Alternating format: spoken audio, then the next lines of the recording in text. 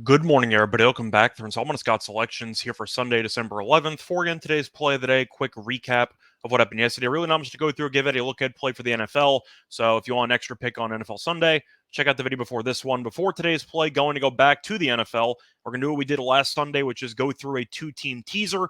This one will be a two-team 6.5-point teaser, which pays out at minus 125 on Bet Online. And for these two games, first game is going to be the Chiefs. We're going to tease them down from 8.5 to -2. And the second game is going to be the Panthers, who are going to tease from +4 to +10.5 at time recording of 2 a.m.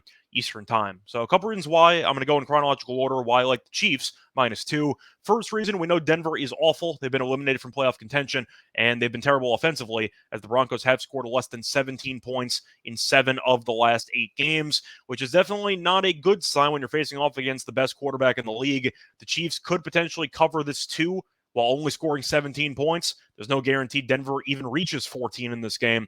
But you're assuming Denver's defense will be good in this game throughout. But I do think Mahomes will make enough plays in order to score probably north of 20. And Denver at that point is going to have no shot at getting to 17. So I do think that the Chiefs should be able to cover this. Plus, to go through some motivation angles, the Broncos, I said before, have nothing to play for. Wilson looks cooked, and Hackett's probably going to get fired. The Chiefs, though, have still not officially clinched the division. They are still competing for the 1 seed in the AFC, and on top of that, they are off a loss as they lost that heartbreaker to Cincinnati last week. So they should be motivated, and I think they will definitely not be overlooking a division rival in this spot. Plus, to go through the head-to-head, the Chiefs, first of all, have owned the AFC West in recent memory. However, that's especially true against the Broncos, as the Chiefs have won 13 straight games against the Broncos. And most importantly, each of those 13 wins have been by at least 3 points. So I think that at the end of the day, this game might be close for a little while, maybe a half. But I think eventually Mahomes will wake up, and I think he'll make enough big plays in order for the Chiefs to win this game, probably comfortably,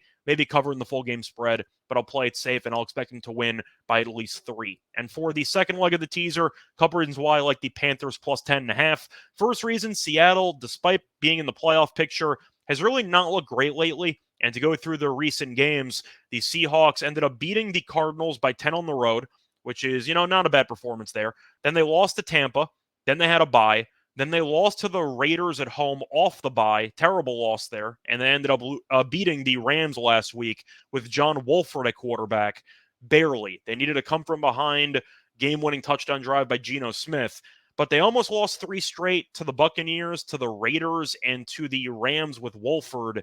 They really have not looked good. And I do think that's a serious concern, especially since the Panthers are off the bye. Now, Carolina's not a good team. They're 4-8. However, unlike Denver, they should be motivated for this game because they play in the terrible NFC South. And that means that despite being 4-8, Carolina is only 2 games out of first place in the division, and they also beat the Buccaneers in the first game. So they have the tiebreaker right now against the first place team. They still have a shot to win the division in theory. I think Carolina off the bye should be pretty motivated to put together a good performance here, or at least keep this game close within single digits. But Seattle, as I said before, has not won by 11 plus points in each of its last 4 games.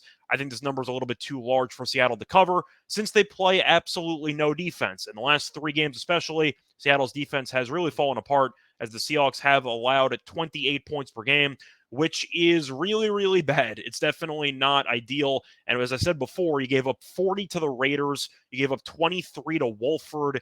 Really just a terrible defensive unit right now. Meanwhile, Carolina in the last 3 games has been really, really good defensively, as the Panthers in the same stretch have allowed just 12.7 points per game, which is the second fewest in the league.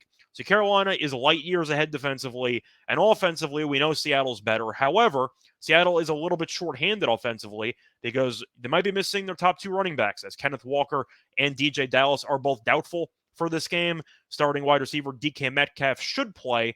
However, he was questionable all week long, and I do wonder if he'll be even close to 100% in this game. He might try to play at 70 or 80%, but it could be concerning because he might be matched up on Horn, which is not exactly a great matchup. But either way, the point is Seattle's offense might be a little bit shorthanded, and the defense has completely fallen off a cliff. I think Carolina off the bye has a very good spot to potentially beat Seattle outright, but I think they'll definitely keep this game close. And also, to worth mentioning about Seattle's defense, they're particularly bad against the run. The Seahawks are allowing 155.3 rushing yards per game, which is the second most in the league. And Carolina has Foreman, who was questionable for most of the week, but he's officially active, was a full participant in practice at the end of the week, so he'll be playing.